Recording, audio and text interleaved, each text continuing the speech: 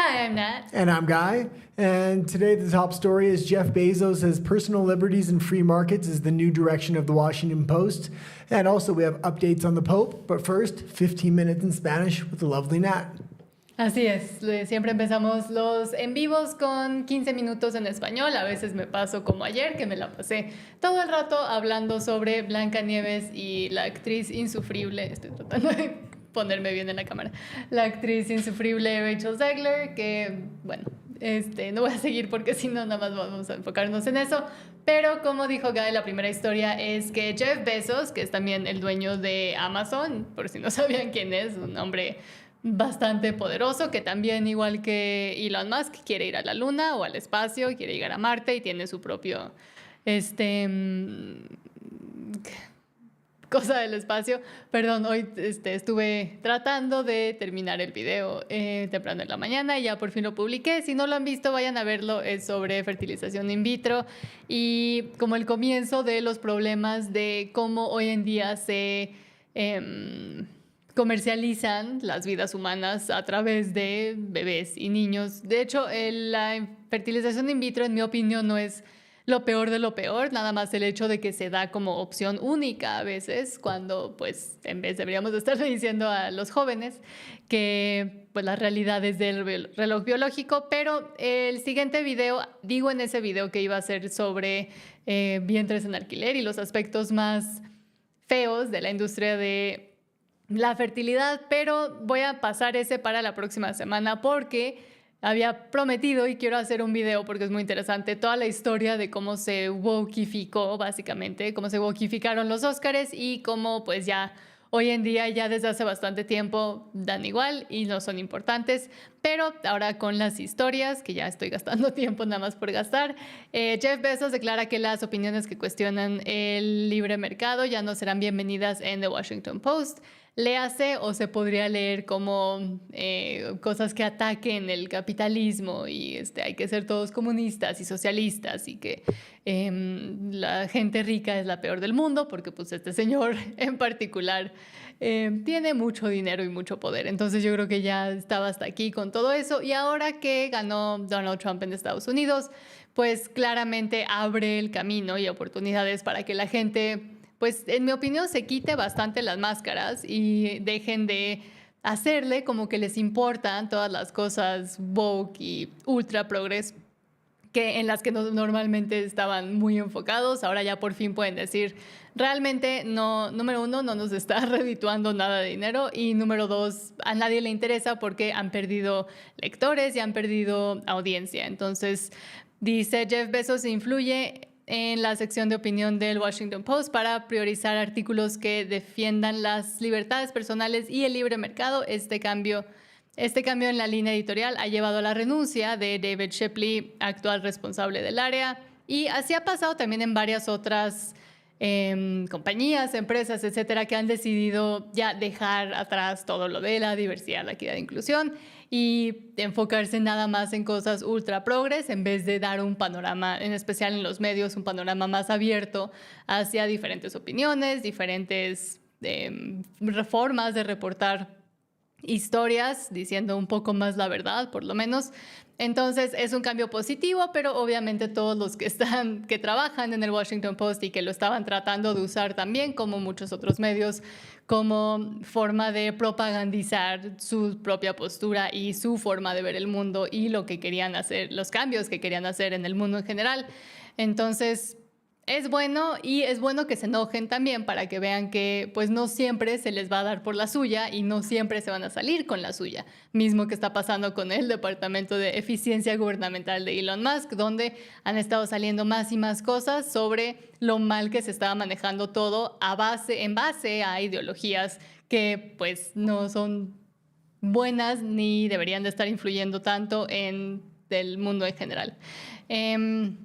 Dice que a partir de ahora esta sección se enfocará exclusivamente en defender las libertades personales y el libre mercado, que son, pues, una vez más regresando a los valores de Estados Unidos y del país con los que se fundaron, con los que se fundó el país. Son estos ideales y se les había olvidado durante mucho tiempo, y el hecho de que hay tanta gente protestando y enojada de que un medio está más abierto a tener opiniones diversas o diferentes, en especial en la sección de opinión, quiere decir que la forma en la que ven el mundo y el hecho de que estén diciendo que esto es más bien restringir la prensa libre y empezar a tratar de alinearse con Donald Trump, pues es no entender lo que realmente estaban haciendo ellos antes, que es poner muchísima sesgo en todo el reportaje, pero como era su sesgo, pues no importa porque es lo que creen que todo el mundo quería ver. Dejando de publicar opiniones contrarias a estos principios, que una vez más son los principios de Estados Unidos. Entonces, si es un país estadounidense y quieren alinearse un poco más con pues, los valores que marcan la sociedad estadounidense, pues está muy bien. Lo comunicó a través de un correo y en una publicación de X, en la cual Elon Musk pues, expresó su apoyo a esta decisión por parte de Jeff Bezos. Entonces, hemos también visto a varias personas muy influyentes y gente que son dueños de compañías como Mark Zuckerberg, como Elon Musk, como Jeff Bezos, realinearse y empezar a decir como, ya, vamos a cambiar porque no nos ayudó en nada. Y el progre acaba pobre y seguir con estas estupideces que algunos activistas nos estaban forzando a implementar dentro de nuestras compañías, pues vamos a tomar el mando una vez más. Y también pues no quieren que Donald Trump siga enojado con ellos porque no les conviene, obviamente, y lo que les importa más es el negocio. Entonces expresó su apoyo, dijo bravo Jeff Bezos y una vez más no es la primera vez que Elon Musk está de acuerdo con Jeff Bezos, que normalmente los tratan de poner como con pique o como enojados los unos con los otros, pero también Jeff Bezos, ya tarde durante la campaña presidencial de Estados Unidos, decidió, como era costumbre antes, que ciertos periódicos apoyaban las campañas de pues, candidatos normalmente demócratas. Obviamente, pues, si es Fox News o otros apoyaban a los republicanos, pero la gran mayoría de los medios en Estados Unidos estaban muy alineados con el Partido Demócrata y Jeff Bezos decidió no apoyar a Kamala Harris. Y en especial yo creo que ayudó que Kamala Harris no era pues, buena candidata y no sé si hubiera hecho lo mismo si hubiera sido Joe Biden, pero que se salgan tanto de estar de un lado de la política, y esto es para todos los medios mundiales, pues está bien que decidan tomar una postura más neutral o que incluya opiniones diversas, porque de eso se debería de tratar el periodismo y se debería tratar también la opinión política. Si nada más estás viendo opiniones políticas de un lado, pues no te sirve de nada, ni te ayuda a formar ni educarte más sobre tus propias posturas. Entonces, está muy bien y eso es lo que está pasando con Jeff Bezos. Estoy viendo si alguien me está hablando. No, nadie habla. Y moviéndonos rápido a otra noticia de la que vamos a hablar en inglés, es que Warner Brothers cancela el juego de Wonder Woman y cierra 3 estudios. Cierra las puertas de MINUTOS Productions, Player First Games y Warner Brothers San Diego. Y pues parecía que estaban trabajando en un videojuego que no sé si alguien estaba interesado o esperando este videojuego más que los mismos que lo estaban creando. Eran los únicos que estaban emocionados por tener un juego de Wonder Woman. No les fue tampoco muy bien con las películas, entonces la decisión de hacer toda un juego y de irse con el marketing de una película a la cual pues muy pocas personas sean realmente fans, no sé qué esperaban, pero el hecho de que se han dado cuenta y han tomado la decisión de hacerle caso a sus fans y a las personas a las que sí les interesa, por ejemplo, DC Comics, o que sí les interesan otras partes de las franquicias que tiene Warner Brothers, pues nada más les conviene. Y también pues todo lo de Gamergate y lo que pasó con la industria de los videojuegos y cómo había sido capturada por la izquierda, por los woke, por los progres y por básicamente nada más activistas, la gran mayoría feministas que querían representación justa en videojuegos, cuando pues está bien decir que hay muy pocas mujeres que están interesadas en videojuegos o en ese tipo de videojuegos y que entren a cambiar algo donde sí había un gran mercado por parte de los hombres o de personas que no tenían problema con la representación de mujeres en videojuegos, pues hizo que se cayeran varias, no solo videojuegos, pero casi se cayó toda la empresa. Esto fue que en 2016, 2017. When was Gamergate?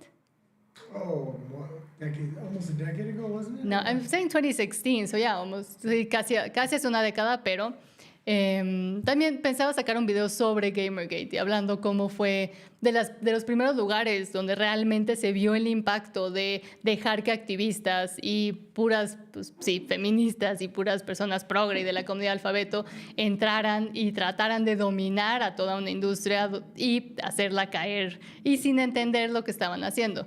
También salió todo el desastre con Sweet Baby Inc., que era una compañía semi-consultora para personas que estaban desarrollando videojuegos y que eran parte de los que estaban inyectando más y más locuras o más y más wokeses en videojuegos que llevaban a que fallaran o que no les fuera muy bien. Entonces, bueno, vale, rápido siguen las malas noticias en la industria de los videojuegos y es que Warner Brothers anunció que va a cancelar Wonder Woman y fue primeramente dada a conocer por un periodista de Blue Sky. Blue Sky es como alternativa a X o Twitter que abrieron los progres cuando se dieron cuenta de que Elon Musk ya no iba por su lado. Y no se metan a Blue Sky, es bastante asqueroso lo que publican ahí, pero dijeron que hemos tenido que tomar algunas decisiones muy difíciles para estructurar nuestros estudios de desarrollo e inversiones en torno a la creación de los mejores juegos posibles con nuestras franquicias clave, después de Harry Potter, Mortal Kombat, de DC, Game of Thrones, después de una cuidadosa consideración vamos a cerrar 3 de nuestros estudios, queriendo decir que lo que esos estudios estaban produciendo pues ya no va a estar alineado con los intereses del público ni con los intereses de la empresa.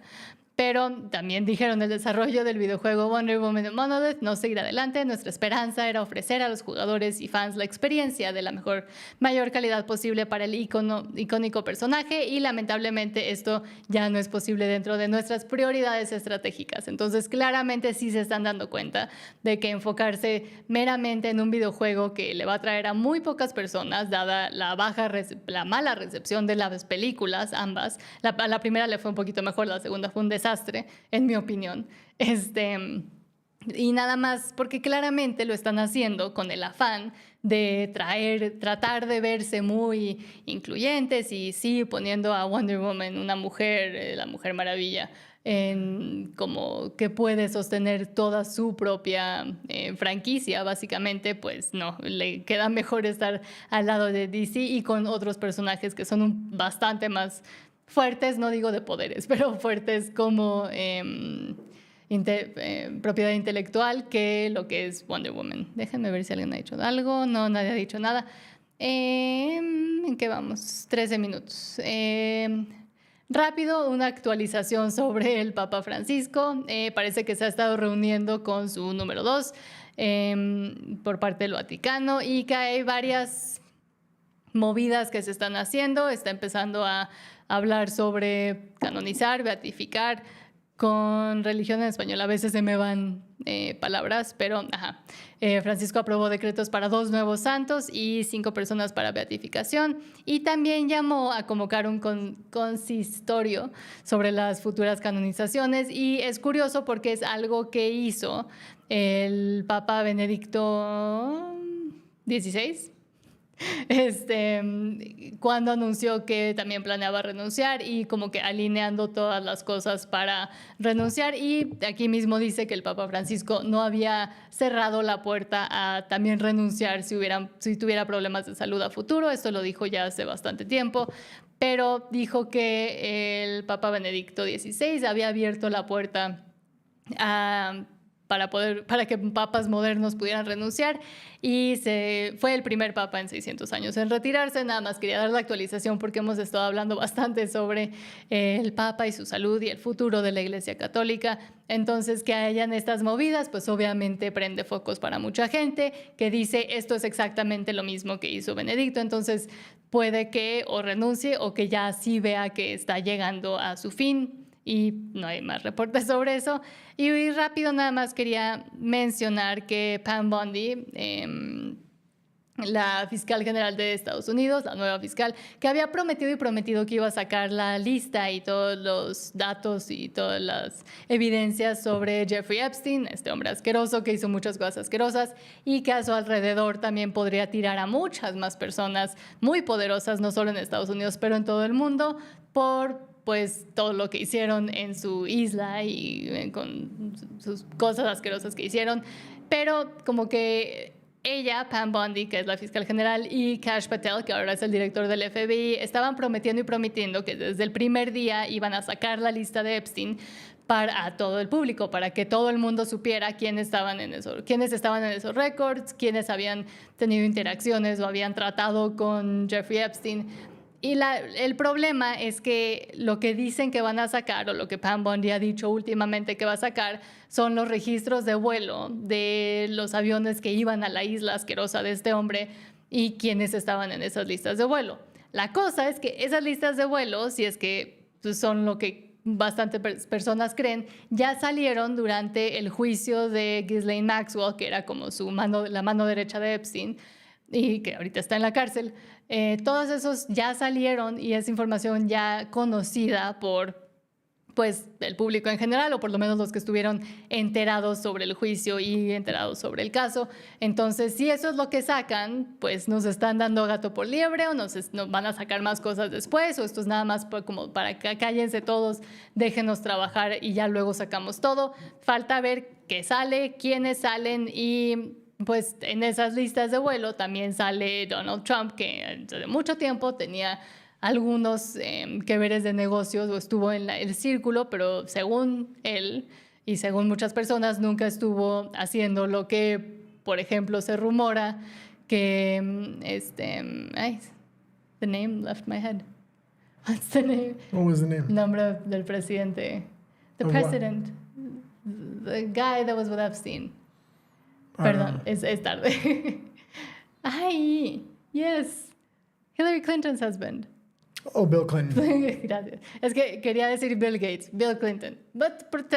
Tal vez Bill Gates también, pero uno de los que sí se rumora que estuvo muy involucrado en todo esto es el esposo de Hillary Clinton, Bill Clinton, y sus que veres asquerosos. Y lo que estaba haciendo Epstein era una forma de tener cosas con las cuales, bueno, videos o evidencias con las cuales poder tirar a las personas más poderosas y así tenerlos bajo su control. Se me está yendo el nombre de blackmail en español. A veces mi cerebro piensa en inglés y a veces en español y se me cruzan mucho los cables a veces, perdónenme. Ya sé, tengo que tomar clases de locución. Alguien me lo puso en un comentario, porque en vivo a veces pues sí, todavía seguimos practicando y seguimos viendo cómo funciona todo esto, qué tipo de historias pegan, qué les interesa, pero pues ya, hasta ahí llega en español y... espérenme. Ya. Entonces, esta semana esperen el video el viernes, porque pues como los Óscares van a ser el domingo, mejor que salga el viernes y que ya lo vean durante el fin de semana antes. Óscares, X. Ese va a ser el siguiente video. Y mientras tanto, mañana otra vez va a haber en vivo, todos los días de las semanas que estamos tratando de hacer en vivos. Y nada. Ya, nada más venían a lo de español. Muchas gracias por quedarse. Sí se quedan a la sección en inglés con Guy, entonces ahorita hablamos de varias de estas historias otra vez y espero que tengan una muy buena noche y muchas gracias por todo el apoyo y por seguir viendo los videos y seguir entrando a los lives. Buenas noches. That was it. Okay, let's get into the English news. But before we do, maybe did you talk about your IVF video? Yes. Oh, you did? Yes. Okay, if you haven't seen the IVF video, if you can go watch and give it a like and a comment, because it's the type of subject that really doesn't get as many views as normal things, but it is an important subject. And it's important because it goes along with a series that I'm doing about feminism, IVF, surrogacy, selling of children. Well, and a lot of people don't realize, but IVF is really adjacent to eugenics, and eugenics on the left has been a repeating thing that comes up in history if you study the left at all, and that's usually where they go off the rails. But let's get into today's news, maybe. But Gamergate, I keep telling you to make a video on that. Yes, I said I'll probably make a video on Gamergate because it's kind of the start of people realizing like how much diversity, equity, inclusion, and progressives had infiltrated and activists had infiltrated into many industries, not just video games. Okay, let's get into it. We'll talk about Gamergate a little bit when that comes up here. But sure. Personal liberties and free markets is the Washington Post's new direction put forth by Jeff Bezos. When he announced this, basically he doesn't want any conflicts of interest with liberal news stories conflicting with personal liberties and free markets. So personal liberties and free markets used to be a leftist ideal as well as a conservative modern right ideal. Oh, we're going to this camera? Okay, so for him to say that he wants personal liberties and free markets not to contradict with the stories or the editorials, I don't think it's a big ask, but the liberals think it is, mainly because the editor has either threatened to quit or he actually quit. I was having trouble finding the information today, but that's what was going on. She's just messing with the dog right now. Yes. And did you have anything to say about Jeff Bezos? Just leave the dog alone. She'll be fine. Well, she's eating her blanket. She's not supposed to eat her blanket. Well, as I was saying in Spanish, the fact that he's kind of now willing to, and a lot of people, business owners, etc., are willing to kind of take the masks off and say, this is not really what we're ever interested in. It's not good for society, the business, especially because go woke, go broke. So I'll do it. I got it. Okay, but go the other way. Okay, fine. Our dog is not very well behaved at the moment. Okay. You can come from Go under. Okay. What was I saying? Jeff Bezos, right? You go. Why? So I can fix it. Okay. Fix the dog. As far as Jeff Bezos goes, I'm good to see he's coming in this direction because it's just going to bring a little bit more balance and free speech to the paper, I believe. I believe it was extremely left-leaning. A lot of people are going to say it's going conservative now. I really don't think it's going conservative. I think it's kind of balancing out. So you'll get a balance of perspectives, which will be good. But next we'll go into the story about the Pope. And I know we reported the other day that the Pope may have had 72 hours to live. He's still in the hospital and he's still in critical condition. But the update that we have is the Pope calls a meeting with cardinals, causing resonation speculation. The reason there's resonation speculation is he said last year that he's open to the idea after Pope Benedict opened the door for modern popes to resign. And also in 2022, he confirmed that he had previously wrote a resignation letter when he first became Pope in 2013, that of his health declined to an inappropriate amount and he wasn't able to perform his duties, that the letter indicated that it would be a resignation. And then if you can read the last point there. Hold on. I have like 3 things open. So he's calling a... I can say the word. That's what I was getting either. Consistory of the cardinals to talk about upcoming canonizations. This is exactly what Pope Benedict did before he resigned. And here, just quickly, it says, in his latest health bulletin, the Vatican said Francis approved decrees for 5 people for beatification and 2 new saints during Monday's audience, actions which are part of his normal routine, but also might indicate other things because it follows a pattern of exactly what Pope Benedict did. Yeah, and you know what? I am starting to get a little bit of a different inkling on this story because the Vatican was releasing and people that are close to the Pope were saying he has 72 hours to live and now he seems to be doing his duties from the hospital. Maybe he's not in as bad as condition as we think, and this health condition magically came up right when all these scandals were swirling around the Vatican because of USAID money. They were the biggest receiver of USAID money. They received billions, and a lot of that money was put towards abortion and immigration NGOs, and they funneled it through the Vatican. So this may be a way, if he can feign an illness, and then use that illness as a opportunity to resign, to really avoid a lot of the scandal, and maybe put a conservative pope in there, because that would take a lot of heat away from the Vatican if all these scandals begin to emerge. Or bring the other ones that are vying for the position, maybe even, as we talked about yesterday, the Canadian one, which would just continue the whole more progressive agenda of the Catholic Church. Yeah, we went over this the other day, and there's 5 major candidates. 3 of them are extremely liberal, and then 2 are conservative. One's extremely conservative and traditional. So I'm hoping for the Hungarian to become the next pope if that happens. So there's two opportunities here. He may pass away or he may resign, and it's looking more and more like I think he may resign.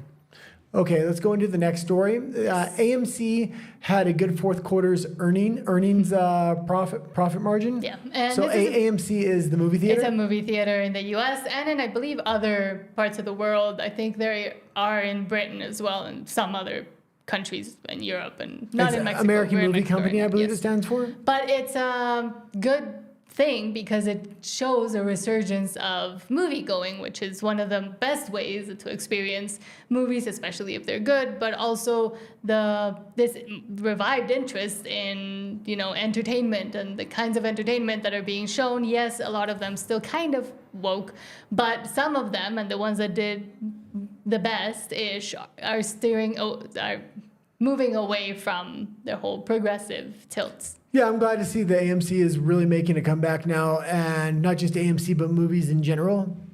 When we lived in Canada, movies were completely dead after the pandemic, and they never really there was never a resurgence. Mm-hmm. So when we moved to Mexico, man, movie theaters are in every corner here. Mm-hmm. By our house, I think we have 5 movie theaters within a couple blocks, which is crazy. But I'm glad. In Vancouver, there were 2 in the main downtown core, and nobody went to them. And I stopped going to movies because nothing really appealed to me. We did go to Gladiator, but man, that was here. Yeah, that was here. But the script writing is just so horrible these days, and So I'm hoping that there's going to be more films coming out, maybe in 2025, that are really going to go away from 2026, away from wokeness. But some this year, when they started realizing, probably a year and a half or 2 years ago, that this wasn't working, and then the rest will probably come 2026. And we do see a lot of, or not a lot, but some projects getting canceled or rewritten, or we saw it with Snow White where they just had to redo the whole damn thing. But a lot of projects that seemed like good ideas at the time, and they're no longer, the studios are realizing that they might no longer be viable because it's not what the people have been responding to in general. And they've been complaining very outspokenly about it as well. And the injection of wokeness into media. Oh, yeah. The next story we have is movie-related again, and it's Channing Tatum actually got his dream role thanks to Ryan Reynolds when he played Gabbett in the movie... Gabbett. Is that right? Okay, however you say it. Gabbett. In the most recent Deadpool movie. And... he was supposed to have an offshoot of that movie, and I don't know what they were thinking, but they were going to write it as a screwball romantic comedy, which I think is off for the character. But to be honest, I don't mind Channing Tatum, but I did not like him in the role as Gabbett. Okay, quit correcting me. People understand what I'm saying. But I didn't like him in the role. He just didn't really fit the role, the look. I think they needed somebody more rustic looking. Rustic? More weathered in the face. French. More weathered in the French face. Looking. Yeah. And also, I didn't think the accent fit him too well, so I don't know if he would be able to do the accent for a full movie. Well, it was supposed to be like a funny accent, but it could be seen as grating. Yeah. Yes. So Lizzie Kaplan says the scrapped Gambit movie with Channing Tatum was supposed to be a screwball romantic comedy. It was a really cool idea. Apparently Lizzie Kaplan was involved in the project. Wait 1 minute. I didn't correct you when we did the Pope story and you couldn't say the one word. Because you couldn't say it either. Okay, you go. So Lizzie Kaplan, who, if you don't know who she is, Mean Girls, Two Broke Girls, etc., from that fame, those from the... Why can't I talk today? I can't talk either. She was supposed to be involved, but again, we might be seeing that the things that they were trying to market to, specifically, I'm guessing screwball comedy, romantic comedy would be towards women, then Channing Tatum, and, he did the whole, what's that one? The stripper movie. Yeah, the stripper movie. I can't remember the name of it. Magic Mike, Double XL. Magic Mike, yeah. I was thinking of Step Up, which is another different one. But yeah, the fact that he was slated to be in that, and it was supposed to be funny and moving away from, I'm guessing, or moving towards what Deadpool was, but for women. Yeah. This focus is clearly for women, and now they realized it's not going to work, and they're going to keep realizing that as they keep trying it, and people keep saying that's not what we want, or we're asking for, or we're going to even watch. Yeah, I think superhero movies in general have been overkill, and they keep making these universes for these properties because they pay so much for them. Recently, we talked about 007, them paying $1 billion on top of buying the studio that owned it for that particular property, and now they're just going to be forced into creating a universe to try to recoup their money. I would like to see some new ideas kind of come out with some standalone movies, and if that standalone movie works, then expand from there as you get success, but try to read the room. And a lot of these studios just aren't reading the room. Exactly. Okay, let's go to a news company that is reading the room, and that's Fox News. Fox News is doing extremely well, especially post-election. They've been gaining viewership when compared to other news networks like CNN, MSNBC, who have just been hemorrhaging viewers. This February was actually Fox News's highest all-time rating since the network launched, which is pretty amazing. And I think that shows an indication of a lot of conservatives that went away from mainstream media and started getting their news from online, maybe migrating back to Fox News. I don't know fully. But not fully. I'm sure they're getting it from both. But it also keeps Fox News honest, because if their viewership's getting a lot of their information from online media sources, Fox News just can't come out and contradict the truth that is coming out. Yeah, or at least can't completely switch the story and make it a different thing, which is what was happening with mainstream media and why people were moving away, because the way that they were reporting and the huge biases that they had, people were noticing and saying, people are willing to listen to bias, but if it's coming in the form of an opinion, Alive, I don't know, other news shows that are online, Tim Pool, etc. They go through the news and then they discuss it, but they're not presenting it as this is the truth, this is the only truth, which is where the media bias was coming in for all the other networks, where they were saying this is what we think, but we're going to tell it as if it were the truth. And that's what people were really annoyed about, the fact that news organizations were just taking things for granted that they believed in, but they weren't seeking out, and then straight up lying as well. I mean, they spent, 2 to 3 years lying about the condition of Joe Biden to then come out and say right when he decided, and the people around him rather, decided that he was, noticeable enough, even though we had all noticed it a long time ago, that they should come out and speak to the public and say, oh no, we've been worried about him for who knows how many years, but they had just the days before been saying Joe Biden is perfect, he's fit, he's a perfect 80-year-old, we get it. Well, they annoy me. Okay, going back to the Fox News story, though, Greg Gutfeld is the #1 show on late night, so he was competing with whoever's in late. I don't even know who's in late night anymore, like Jimmy Kimmel, and Jimmy Fallon. Jimmy Kimmel, Jimmy Fallon. So but Greg Gutfeld from Fox News has actually got the #1 nightly show. So it shows Fox News a willingness to add comedy and other things into their news networks. I'd really like to see one of these mainstream channels, even CNN, have a show formatted on mainstream television that's like the Piers Morgan show. That's risky because.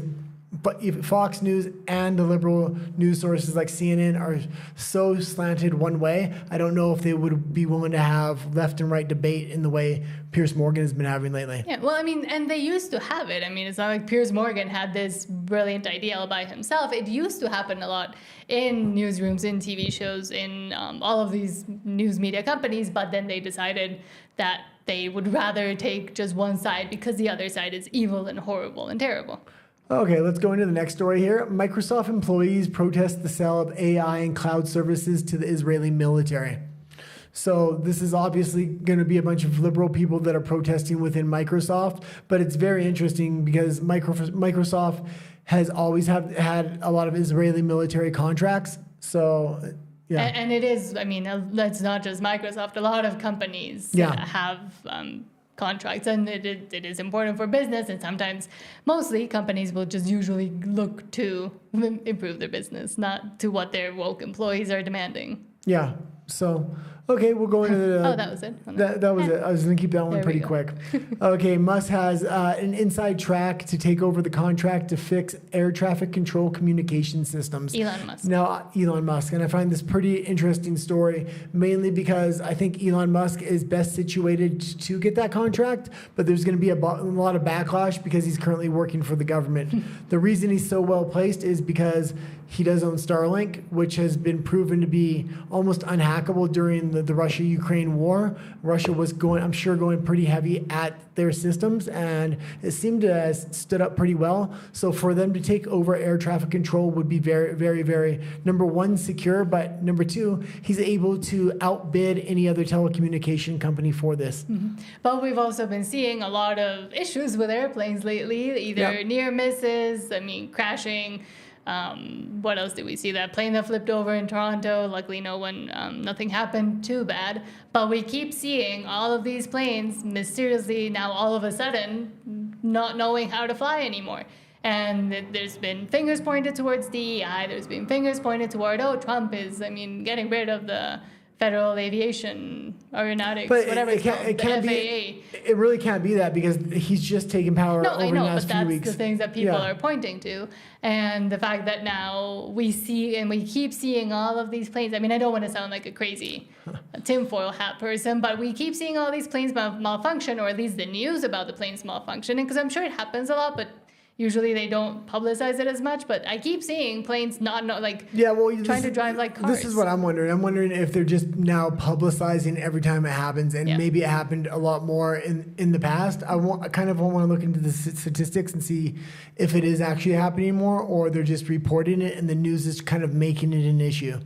Yeah, either, and the news could be trying to make it an issue either to hit back at Trump or to panic people. I don't know. Maybe they want more security. It's very interesting. Let's just say Elon Musk is attempting to get the contract. He does control X. He can pump up these stories of airplane crashes in the mainstream media. Yeah, I keep seeing that. And then the mainstream media would pick it up from X. So I'm starting to really see the power of X really pumping a certain story or situations up. And which is what a lot of people had brought up and were scared about happening, that the fact that now a person within the government also controls one of the biggest means of communication, and are they going to use it as a tool to steer people, propaganda, or government in a certain way? Yeah, it's interesting so far. So far, I'm really happy with Elon Musk, but I do understand once power starts to consolidate around Trump and Musk, and it really hasn't yet. They're trying to clean house. Just because they have power doesn't mean they've consolidated power. They're trying to clean up government and clean out the deep state, so they won't have as much pushback, I would think.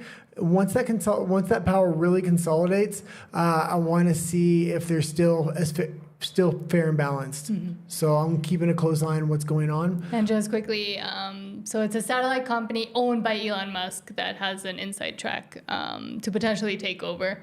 So not super clear if it's just Starlink or if it's a completely different enterprise. But I'm assuming wanted to clear that it's either, maybe he's launching satellites specifically for government communications off the back of SpaceX. Yeah, because it says equipment from Musk's Starlink has been installed in the Federal Aviation Administration facilities. That's the name of the FAA, as a prelude to a takeover of a $2 billion contract held by Verizon currently, according to government employees, contractors, and people familiar with the work. Okay, so we'll keep an eye on Musk. He's in the news almost every day these days. Yeah, same as Trump. Next thing we have is the U.S. Energy Secretary touts nuclear power as the tech sector thirst for electricity grows. So this is huge, and I've been talking about this for quite a few years now, and that's nuclear. Nuclear has always been the solution, and nuclear was never as bad as people played it out to be. Yeah, there were some pretty bad incidents. Even with the nuclear disasters, it's the most the safest form of energy, and it has the least amount of deaths associated with it. I used to actually lay power lines out as a job for a few months, and it's a very dangerous job. So I know how creating the power grid can be dangerous, but nuclear power is actually the safest, number one. But number two, green energy was always against nuclear, and I always thought that was the Achilles heel for me. logically of what green energy was. It was a fraud, and I thought it was a pyramid scheme, and we're seeing that pyramid scheme unfold in Europe, Germany, and the UK right now. It wasn't what it was hyped to be, and it was interesting that all these green energy NGOs were really protesting nuclear power in Germany, and then they tore down all their nuclear power, and now they're saying they wish they had never done it. Yeah, and I mean, I also think that a lot of people had very vested interests in the green energy thing, and there were a lot of investors and a lot of lobbyists that were able to get a lot of these things through basically lying, in my opinion, by saying that, oh, these last forever, this is the best option, this won't pollute, and now we're realizing that they have very short lifespans, they're very difficult to maintain. I mean, everything from wind to solar, and that a lot of the ways that they were being manufactured was very polluting to the environment. And they're very hard to disassemble when their lifespan is up. So a windmill, when that lifespan is up, they're basically just burying it in the ground, which is craziness because it's made from all kinds of toxic chemicals. When solar panels, they don't last forever. They have a lifespan, and when the lifespan's up, they're extremely toxic to get rid of. And what do we do with it? Exactly. Yeah. And so U.S. Energy Secretary Chris Wright says it's critical that the nation be out in front when it comes to artificial intelligence, and that means having reliable and affordable sources of electricity to meet the growing demands of the technology sector. So they're going at it via, we need this because AI, artificial intelligence, takes a lot of power, and it's very difficult to keep those sources of power without it making it a huge burden on the energy grid. Well, I don't think a lot of people are aware of how much power AI is expected to take. We're going to need to more than triple our energy output to meet the upcoming demands of AI in the United States alone. So, and because there's the AI war between all these countries, all the countries are trying to expand right now. China's the most liberal because they're not holding back. They're building coal plants, nuclear plants at breakneck speeds. So it's going to be interesting. There needs to be some deregulation in the United States if they want to try to keep pace with China. Mm-hmm. The other thing is nuclear waste now can be used in other byproducts, so it's not as toxic as it used to be, which is very good. Yeah, there's been a lot of innovation that I'm guessing a lot of people don't even know about, and it kept this image of, oh, it's so dangerous because of all the horrible disasters that happened, but there has been technological improvements in that area as well. Yeah, and I heard you talking about the next story in Spanish. I do understand a few words, but Warner Brothers Games makes major cuts in shrinking gaming industry. Game consultant studios such as Sweet Baby Inc. Yeah. That was the name. Yes. Are also starting to disappear. Now, I heard you talking about Wonder Woman. I knew that was part of the story, but I hadn't written it in, so you had done some research on your own. So yeah, I'll just read from here. Wonder Woman game axed as they cut 3 studios, and the decision means the anticipated, I don't know by who, but the anticipated Wonder Woman game, which has been in production for 3 years at one of the affected studios, Monolith, will not be released. And what I was saying is that this was clearly another attempt to make the whole women power and empowerment, and let's just bring in more and more female characters in areas where the market isn't there. I mean, the girls don't really care that much about superheroes, and it's based upon studies that they've done and market research, that when they release these powerful Wonder Woman, Captain Marvel, all of those, the audiences aren't even that female either, and there's no males interested in it because they're also stripping away the actual characters that they were initially invested in. Yeah, but I think putting Wonder Woman as a secondary character, because guys do like hot chicks in games. Yeah, no, that's fine. But what I was saying is making it a whole thing and trying to make it its whole new... you are having trouble talking. It's a whole new intellectual property and a standalone by themselves. They're not able to garner as much market demand as these companies and the activists within them wish they would. Yeah, maybe I'll talk a little bit about this shrinking gaming industry, because that's kind of why I put this story on here. And the game industry over the last few years has been shrinking, and major studios are investing way too much in single title games. Some of these games have 9-year planning lifespans. They build entire worlds. And in 9 years, what's popular today is definitely not not going to be popular in 9 years. So you need to get a game out within 2 to 3 years maximum. If you start putting any more investment time than that in it, I think it's most likely going to be a failure. But also the next story related to this, maybe it's a good time to bring it up, and it's looking less and less likely like Microsoft will make another gaming console like Xbox. Xbox has been operating at a loss since its inception. The reason Microsoft brought Xbox to market was just so Sony and PlayStation wouldn't have a monopoly within the gaming industry, console industry. Yeah. And I mean, the people at Warner Brothers did say, hold on, I just had it now. I lost it. It went away. That it was due to profitability and the profitability of the things that they were bringing out, and then realizing they said they will instead focus on developing its core franchises, including Harry Potter, Mortal Kombat, DC, and Game of Thrones.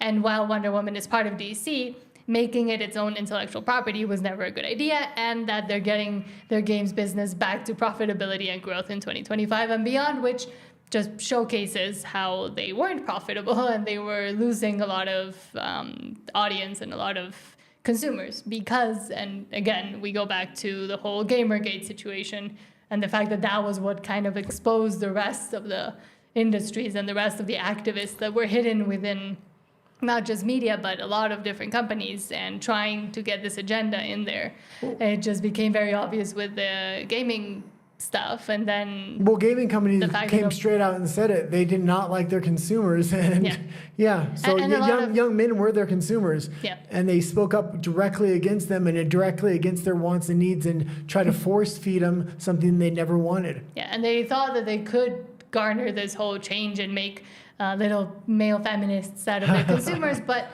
I mean, guys aren't that dumb, and also that's not what they're interested in, and they're not going to be willing to spend the amount of money that you're demanding of them for you to propagandize to them your feminist agenda. Yeah, I'm going to be very interested to see now if Xbox does not release another gaming console. Sony is going to have a monopoly within the console industry, and the console industry has been kind of dying because they weren't able to make the big leap forward from the last generation of console to this generation of console. But if Sony has an inkling that they may be the only console on the market, they may invest big in the next one. Okay. And I just noticed we have two people that just sent messages. Oh, yeah. Not super chats, but messages. Gabriel Arceo Reyes said, because I said, I made the joke that someone said that I needed elocution classes because I don't know how to speak during lives. And he said, no, you're not. You don't need classes. And then someone else, Xavier Blue Mind, said Gabby romantic comedy. No thanks. So yeah, I think it's again going back to, and it's very pertinent, the fact that the core consumers don't care about what you're trying to shovel down their throats. No, and that's the thing. We've been fed a lie for the last 10 years by liberalism, and it's been a bad word or a bad thing to be a conservative. So conservatives were really keeping their opinions to themselves. The media had a stranglehold on what was being let out. So now that conservatives not just a conservative, being a man. Yeah. Being a man well, now that now it's okay to voice these opinions. You're seeing these opinions were much larger and much more widespread, not just amongst men, but women also are very much opposed to feminism. Not all of them, but a much wider audience than we thought. And it's not just feminism, but the whole progressive agenda of things that they were trying to, things that don't make sense for society in a lot of cases, but that they were trying to, because it's what they thought was what was best for everybody. Okay, let's go into this one. I know this is going to be a good story for you. You got excited when I talked about it earlier. And that's Axios leaked Disney memo. They are not getting rid of DEI, which you predicted. Yes. They're only getting rid of the outward-facing stuff that has been highly publicized. Yes. So exclusive, and this was a report that was originally given to Axios. They got a hold of an email, I believe, saying that Disney was deciding to cut back on its diversity, equity, and inclusion stuff and to focus more closely on business outcomes, according to the notes sent to employees obtained by Axios. And they kept saying that they're going to make all these changes and they were going to try to shift away from just focusing on DEI, and they also took away the trigger warnings, I would call them, the warnings in like their classic Disney movies on Disney Plus, like Dumbo, Peter Pan. There were a bunch of other ones. Maybe we'll see Song of the South back. Who knows? Because they removed that one completely because it's bad. The thing is, like, yes, they might be getting rid of DEI and the specific words of diversity, equity, and inclusion, and these trainings, but, and as I've said multiple times, the fact that they're shifting towards just a different acronym means that the whole agenda is still in there, and the fact that they haven't done as many layoffs or cleaning house means that all those people are still there. And here it says employee, the shift in focus would be now towards employee groups. The company has rebranded its business employee resource groups to belonging employee resource groups. And we see what this whole belonging means.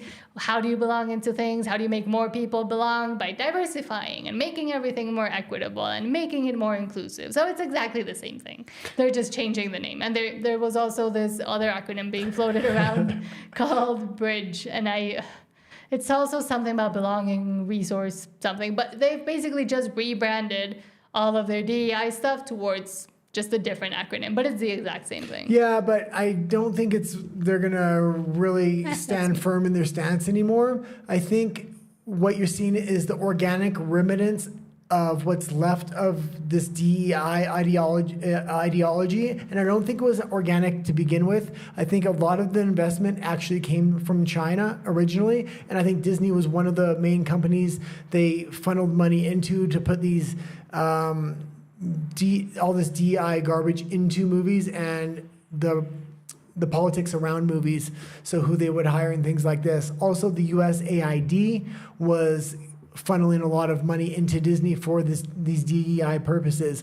So without the actual funding backing them and the government backing, I think what you're seeing are people actually bought into this ideology, and they're currently working into the company, and they don't want to give it up because they've been brainwashed to a certain extent. Mm-hmm. But I don't think it's, with the money drying up, I don't think it's going to happen. And we were talking yesterday about Disney really pulling back from investing in a lot of Hollywood films now.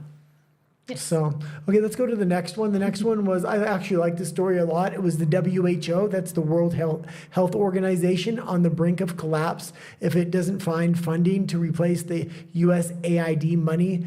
And this is just jaw-dropping to me because I knew USAID was funneling billions of dollars into the WHO, but to hear that they're on the brink of collapse if they don't find somewhere else to get the money from, I didn't know they were completely funded by the USAID or virtually completely funded where they would collapse without it. So that's pretty interesting. Yes, and the fact that if they can't sustain their existence, I was trying to look for an article, but I don't have one. But if they're trying to sustain their existence just by using the US, which is what a lot of other international organizations, non-government organizations attempt to do or say they do, but then they're having to be funded just by one country.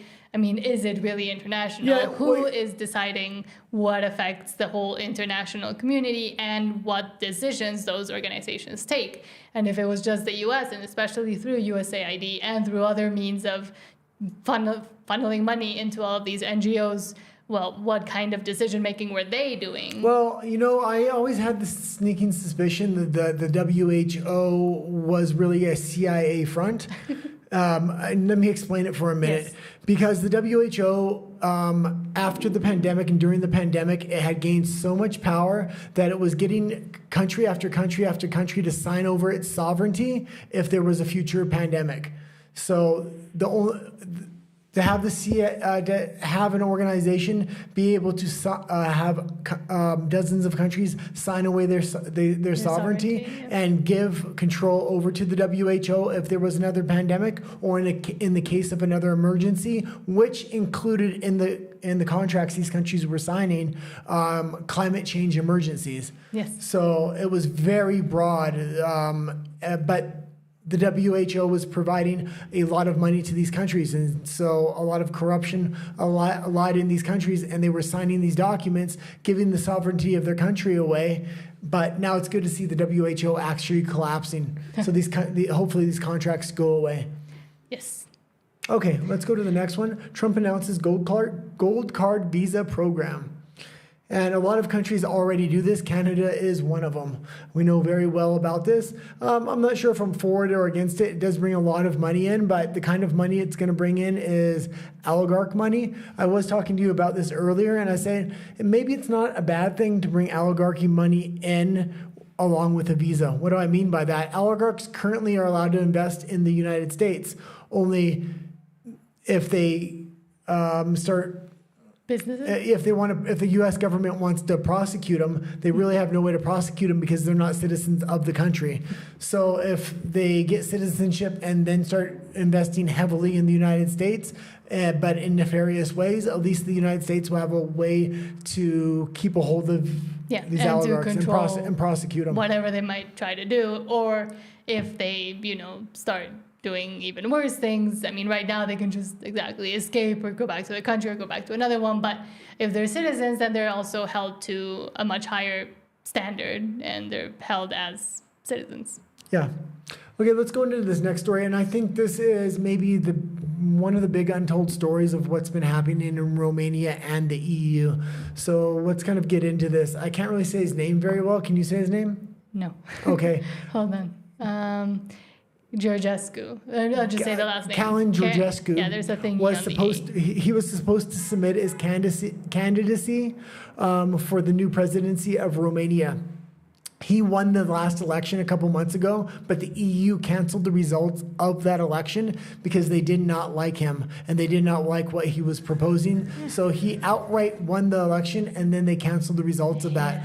That's deep state meddling in the biggest extreme. Now, why don't they like him so much? They're currently building the biggest NATO base in Europe in Romania, right next door to Ukraine. And this was supposed to be the linchpin to invade Russia, I believe. And the gentleman that won the presidency, Georgescu, wants to get rid of that NATO base, and he's aligning with Trump to back him on that movement. So I think this will really de-escalate tensions between Russia and the EU if they can get that base to not further its construction in the EU. Yeah, and I mean, it is being reported, of course, as him being far right and is fairly unknown, and the fact that the way that the votes were done weren't fully the way it should be. That's why we canceled it. That's not. But that's what I'm saying. Okay, but I will explain this part because I didn't explain it a minute ago. Sure. And that's the reason they used to cancel the election after he won it was they said there was Russian interference on TikTok. Like, this is crazy. Every government may try to interfere on TikTok or Facebook, but they specifically said just on TikTok. Like, and now the new laws they're passing, you're not openly allowed to support a political candidate online. So me and you wouldn't be able to openly support them in Romania. Otherwise, we could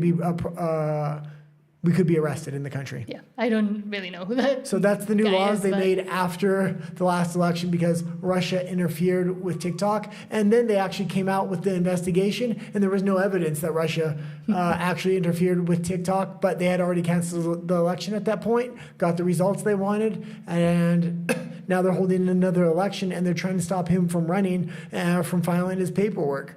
Yeah. Because here it says the court said the decision to annul the first round was due to procedural issues and the declassification of the secret reports by the Romanian intelligence services showing Russian involvement in influencing voters through an anti-Western propaganda campaign supporting Georgescu. Okay, so we'll go to the next story, which involves Tulsi Gabbard, and it's 100 plus intelligence officers involved in deep state adult chats, and I said adult chats to put it nicely so YouTube wouldn't censor us, will have their security clearances revoked and hopefully lose their jobs. It looks like a woman's cleaning house. And that's Tulsi Gabbard. Yeah, so Donald Trump's director of national security announced she was firing more than 100 people from 15 intelligence agencies for having adult and explicit conversations on a government messaging site. So she said there are over 100 people from across the intelligence community that contributed and participated in this, and that is really just an egregious violation of trust. Yeah, and people can look more into this story on their own. This was a sensitive story. We had to watch our language, so we're just kind of give an overview of it, I guess. And it seems to also involve the alphabet community, put it nicely. Men that think they're women. Yeah. Okay, and the next story is AG, Attorney General Pam Bondi, announces Epstein flight logs list will be dropping tomorrow. Now, I had mixed feelings about this because she's been catching a lot of heat, and rightfully so. These documents should have already been released. A lot of people think Mossad is putting pressure on her. That's the Israeli deep state or intelligence community. And the thing here was she's releasing flight logs tomorrow. Those were already released in the Ghislaine Maxwell trial. So I don't know if she's trying to pull a quick one on the American people who don't realize the flight logs were already released in the Ghislaine Maxwell trial, or she's going to release more extensive flight logs. I'm going to be interested to see the flight logs she does release, because I know Donald Trump specifically was on the flight log 7 times. Now, if you don't know the relationship between Trump and Epstein, it was actually, it wasn't that bad of a black eye on Trump because he had kicked him out of Mar-a-Lago. He was one of the first people to kind of ban him out of elite society well before it was popular. So a lot of people are going to be on these lists. I really want to see more than the flight logs, because the flight logs just don't say enough. And I also said that the flight logs, at least some flight logs, came out during the Ghislaine Maxwell trial, who is now sitting in jail. But if it's the same ones, then is it a way to say, okay, here's this, stop asking us, and then we'll release more, or this is just an excuse, or just these are all new, but they're not new? Well, it seems like an excuse because she was, they were asking her more pointed questions, and she outright said there's 250 victims in this case, and it's disgusting. We're having to classify and black out all the victims' names, so this is taking time for us to review the documents, which is fair. But there's been a lot of questions and a lot of rumors swirling around Pam Bondi. And I know the other day somebody asked us the question of, is there anybody that Trump appointed that we didn't like? The worst Trump appointee. And there wasn't a major appointment, but Pam Bondi is really raising suspicions right now. So I really want these Epstein files released and released in full. And also seeing what Kash Patel will do now that he is also up there and Kash Patel is already proving himself on day one by raiding safe houses, firing people within the FBI. He's already proving himself on day one. Well, Pam Bondi kind of just went black all of a sudden and stop answering questions about the Epstein list and the JFK files, the Martin Luther King files, all these other things. She's willing to release, but when it came to something Israeli has a real hold on over the U.S. government, which was Epstein because they were the one financing him, that's the one thing she doesn't want to release now, but she was so keen to release it before. Yeah, but what I was saying is if Kash Patel might be able to have some sort of influence towards, because he also promised it on day one, and also the JFK, all those other files, MLK, blah, blah, blah. Might he have some influence in saying, okay, don't worry about the No, he doesn't have influence, and I talked about this before. You sometimes have to have up to 3 to 4 different people sign off on these classified records. Mm-hmm. So if one of them decides not to sign off, they're not going to be released. That's why this is the first time in history under Donald Trump as the executive, Kash Patel is the head of the FBI, Tulsi Gabbard is the head of CIA, and Pam Bondi is the Attorney General, who is the last person that I believe needs to sign off on it. Like, you're going to have all 4 people willing to sign off, except maybe on Epstein. We'll see what they actually sign off on. Yeah. Okay, last story we have here, and that's the Republicans overperform in 2 special elections, one in Connecticut, which they won by 7%, and one in California, which they won by 13%. You can talk for a moment. Okay, I'm trying to look for the story. But we have, other than Trump's huge win and the fact that he also won the popular vote, there may be more spaces opening for Republicans to come in and for people to actually vote for who they wanted to, and or for there to be less, let's just say, interference during voting, because a lot of the votings that get interfered with are the smaller ones because nobody really pays attention to them. Well, the fact that they won the special election in California is very interesting because there's no voter ID law. I don't know if that's just in the state election, and maybe it didn't apply in this one. But California is a blue state, and Connecticut is, I believe, very blue as well. So the fact that they won by large margins here, and I know quite a bit about elections in the United States, and one of the big things is on off election years and off elections and special elections, the Democrats do extremely well and Republicans do extremely poor. The reason they do good on primary elections where the president's at the top of the ticket, mainly it's been Trump the last few years. Everybody down ticket has benefited from Trump's name being on there. But on the midterm elections and these special elections, Democrats usually blow out the Republicans, and the fact that the Republicans are now blowing out the Democrats in an off-election year in these special elections in blue states is kind of indicating a red wave if the Republicans can keep up the declassification of all these documents and keep rooting out corruption within the government. I think people are very pleased of what Elon Musk is doing. Now, I was looking at some... not the people, not the workers. Well, I've been seeing some polling about Elon Musk, and overwhelmingly, they don't like Elon Musk because he's having to play the bad guy. But when you ask him specific questions about what he's doing, they actually overwhelming vote 70% that they like that he's rooting out corruption, that he's cutting the budget, that everything that he's kind of doing. So it's interesting that they don't like him, but they love what he's doing. Yes. Okay. I can hear someone yelling outside. And I think that's about it for today. Yes. So thank you for watching. I was checking. There are no more... Nobody has any more questions. Thank you for watching. If you watched till the end, if you're watching the replay, thank you for watching the replay as well.